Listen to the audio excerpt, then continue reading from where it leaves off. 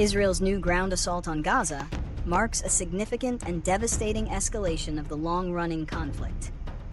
The operation, which follows a period of intense aerial bombardment, is focused on dismantling remaining militant strongholds and tunnel networks. A chilling quote from a high-ranking Israeli defense official, "Gaza is burning," encapsulates the immense destruction and human cost of the invasion.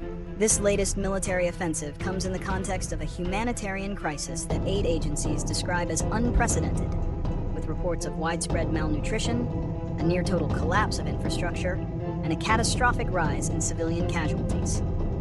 A UN inquiry has determined that Israel's actions amount to genocide, a charge Israel has vehemently rejected as false and libelous. The ground assault has prompted a new wave of condemnation from the international community, including some of Israel's traditional allies in Europe, and has further deepened regional and global divisions. The phrase, "Gaza is burning," is more than just a literal description of the destruction. It's a powerful and symbolic representation of the conflict's intensity and the perceived zero-sum nature of the war from the perspective of some Israeli officials. It suggests a determination to achieve military objectives at any cost, a mindset that has led to the death of tens of thousands of Palestinians, many of whom are women and children. This approach, while justified by Israel as necessary for self-defense and the elimination of militants, is seen by many in the international community as a grave violation of international law.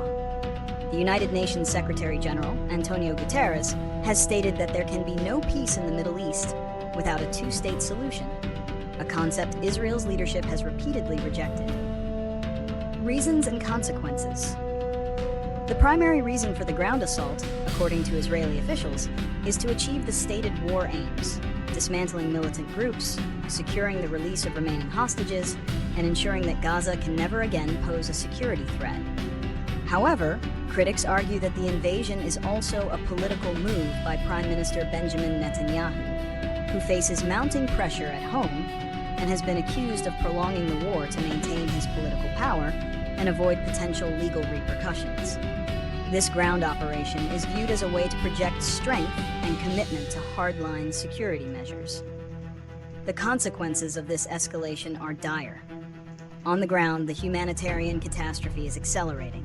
With nearly 90% of Gaza's population displaced and facing famine, the new assault will only exacerbate the suffering, forcing more people to flee to increasingly overcrowded and unsafe areas.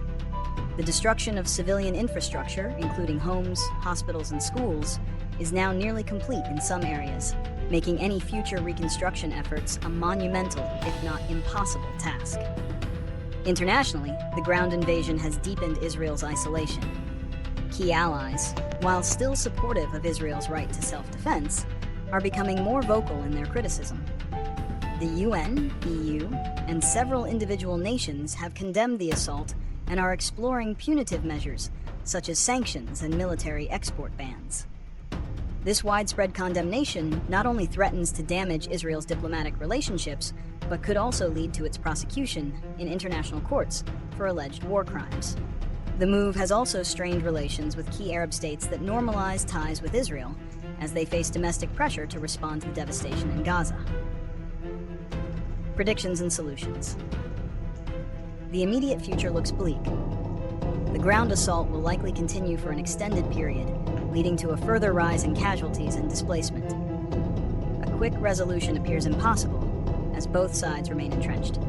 Israel's leadership has shown no interest in a ceasefire or negotiations, and militants have stated they will not release hostages without a complete Israeli withdrawal and a permanent ceasefire. The conflict is poised to become a protracted, grinding war with no clear end in sight.